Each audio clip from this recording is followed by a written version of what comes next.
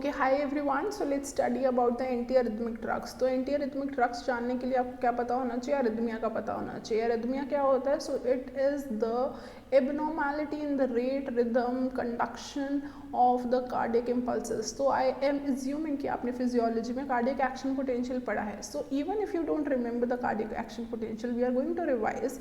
आपको ये पता है कि जो impulses है वो कहाँ से कहाँ travel कर रही है. It is going from SA node to AV node and it is moving ahead. So this is how the impulses are moving. So let's learn about the cardiac action potential है. So minus 90 millivolt पे हमारा resting membrane potential present होता है. With this what I am trying to draw is I am trying to tell you कि ions कैसे बाहर अंदर जा रहे हैं, जिसकी वजह से हमारे पास एक action potential का ग्राफ आ रहा है. एंड आप कहाँ कहाँ पे ब्लॉक करेंगे जिसकी वजह से अरिथमिया का ट्रीटमेंट हो जाएगा, या क्या क्या ड्रग्स दिए जाते हैं किस किस लेवल पे. ठीक है. सो सी सबसे पहले क्या हुआ, पहले तो आपने क्या देखना है कि हमारे पास ये एक सेल मेम्ब्रेन है, यहाँ पे हमारे पास कुछ गेट्स या कुछ ट्रांसपोर्टर्स प्रेजेंट हैं. So these are all the gates and all the transporters which are. There is a sodium channel जिसके पास M गेट होता है एंड H गेट होता है. तो M क्या होता है, M स्टार्टिंग में बैठा होता है. तो एंट्रेंस ऑफ द रूम पे आपका M गेट अगर एज्यूमिंगली हम मान लें तो हमारा M गेट स्टार्टिंग पे बैठा है एंड जो H गेट है वो एंड में बैठा है. So what I am trying to explain, जैसे ही हमारे पास इम्पल्स आई तो इम्पल्स आने की वजह से क्या होता है बच्चों, M गेट खुल जाता है. M गेट जैसे ही खुलता है, प्लीज़ अप्रिशिएट, जैसे ही ये M गेट खुला जो ये सोडियम चैनल्स हैं ये अंदर आ जाएंगे. These rush of the sodium और the positive charge inside leads to, जो ये माइनस 90 था ये प्लस हो जाएगा, क्योंकि बहुत सारे पॉजिटिव अंदर आ गए तो ये प्लस हो जाएगा. तो ये प्लस का 20 बन जाएगा सपोजिंगली. ठीक है. तो this is what is called as depolarization. तो जैसे ही डीपोलराइजेशन हुई ये गेट खुला एंड सोडियम अंदर आते हैं, सोडियम प्लस प्लस होता है. जो माइनस 90 है इट मूव्स रश एकदम स्टीप स्लोप की तरफ ऊपर जाता है and leads to the plus 20, further leading to the closing of the H channel. Please see H channel वापस से बंद हो गया, पहले उल्टा था, M बंद था H खुला था. अभी क्या हुआ है, M खुल गया है H बंद हो गया है. So it will lead to what it will lead to the opening of the potassium channel. तो potassium channel open हो जाएंगे. potassium is also positive but potassium की क्या टेंडेंसी है, it moves out. तो potassium क्या करेगा, ये फटाफट से बाहर निकलने की कोशिश करेगा. it will lead to the plus plus discharge या efflux of the potassium channels या potassium ion to the efflux of the potassium ion. जैसे ही पोटाशियम बाहर निकला है, can you see this line, this is the phase 1. Can you see this line, this is the phase 1. तो ये phase 1 की line बन गई है. तो ये क्या हुआ था, this increase, this was the depolarization, this was because of the sodium influx. फटाफट से सोडियम अंदर आया था, फाइनली वो 20 पे पहुंचा था and this is the phase 1. Phase 1 कब आता है, जब आपका पोटाशियम चैनल ओपन हो जाता है एंड पोटाशियम इफ्लक्स हो जाता है, पोटाशियम बाहर निकलेगा. It will lead to a little drop down, just little, क्योंकि थोड़ा सा ही पोटाशियम बाहर निकला है एंड बहुत सारा सोडियम अंदर आया था. तो प्लस प्लस तो अभी भी रह ही रहा है बट थोड़ा सा ड्रॉप डाउन करा है. एंड फर्दर अब क्या होगा, फर्दर अब फेज 2 आएगा. फेज 2 कैसे आता है, कैल्शियम चैनल ओपनिंग की वजह से आता है. तो कैल्शियम दोबारा से खुलेगा. अब ये क्या करेगा, कैल्शियम अंदर जाएगा.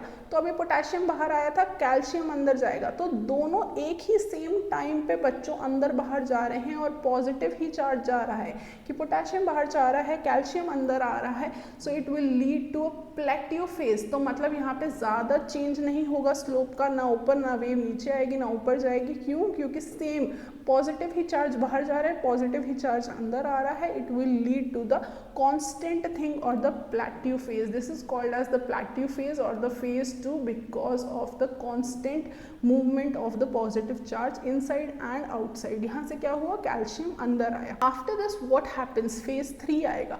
Let's understand phase 3 कैसे आएगा. phase 3 का मतलब और ज़्यादा पोटाशियम फटाफट से बाहर निकलेगा. तो पोटाशियम का गेट तो खुला ही हुआ था, तो जितना बचा हुआ पोटाशियम ज़्यादा बल्क अमाउंट के अंदर बाहर निकल गया, leading to the phase 3 which is the sudden slope या सडन ड्रॉप है ना. तो ये यहाँ पे जो पॉजिटिव प्लस 20 प्लस 0 पे आप थे तो वापस से आप कहाँ आ जाएंगे, माइनस 90 पे आ जाएंगे. सो this is the cardiac action potential phase 3.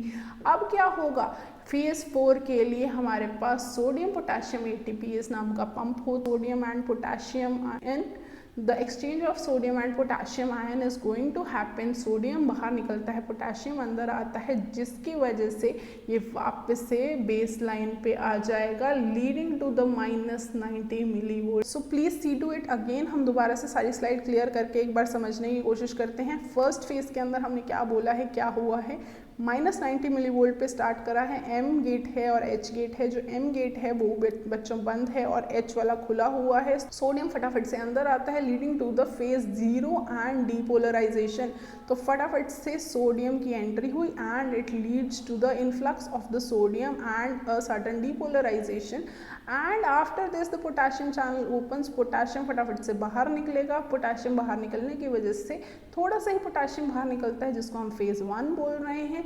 जैसे ही हमारा फेज 1 पूरा होता है बच्चों, फेज 2 हो जाएगा। It will be constant phase, जिसमें प्लेट्यू हो जाएगा because of the continuous exchange of the potassium and calcium. एक बाहर जा रहा है, एक अंदर आ रहा है, जिसकी वजह से आपका गेट कैल्शियम का खुला हुआ अंदर आएगा, पोटेशियम बाहर जा रहा है, leading to the plateau phase. Phase 3 के अंदर और बहुत सारा पोटेशियम फटाफट से बाहर निकल जाएगा, तो leading to the phase 3 of repolarization. Depolarization तो सोडियम की वजह से हो रही थी, ये सारी रीपोलराइजेशन हो रही है। And finally phase 4 which is the sodium potassium ATPase pump, जिसका एक्सचेंज हो जाएगा। This will be the phase 4 and again coming to the resting membrane potential, this is one cardiac action potential which happens. तो ऐसे ही multiple cardiac action potentials 1 minute के अंदर हो रहे हैं, जिसकी वजह से इम्पल्स आगे ट्रांसफर हो रही है एंड आपका हार्ट बीट कर रहा है या नॉर्मल फंक्शन कर रहा है। So this is how our heart try to maintain the rate and the rhythm of the heart rate. अब इसका क्या हुआ, अब जो एक्शन पोटेंशियल ये जो पूरा एक हम कुछ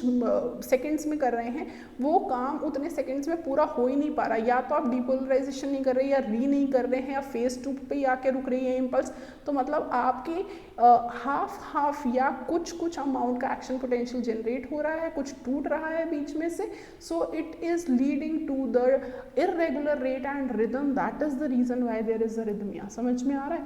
तो अरिथमिया क्यों हुआ? क्योंकि एक्शन पोटेंशियल ही पूरा नहीं बन पा रहा है, उसको इतना टाइम नहीं मिल पा रहा है। आपको अब इस एक्शन पोटेंशियल को ठीक करना है, अगर अपने अरिथमिया के पेशेंट को ठीक करना है। This is the classification of anti arrhythmic drug. तो वॉगन विलियम की क्लासिफिकेशन क्या बता रही है, या तो आप ब्लॉक करिए सोडियम के चैनल को, या आप बीटा ब्लॉकर्स को दीजिए, या आप पोटेशियम चैनल को ब्लॉक करिए, या आप कैल्शियम चैनल को ब्लॉक करिए। तो यही सारे चैनल्स तो अभी हम पढ़ के आए हैं जो इसके क्लासिफिकेशन में है। तो अगर आपको कार्डियक एक्शन पोटेंशियल आता है तो आपको अरिथमिया की क्लासिफिकेशन बहुत इजी हो जाएगी। वो क्या कह रहा है, प्लीज सी टू इट। वो कह रहा है आप सोडियम चैनल को ब्लॉक करिए, तो मतलब आपने सोडियम चैनल को ब्लॉक कर दिया।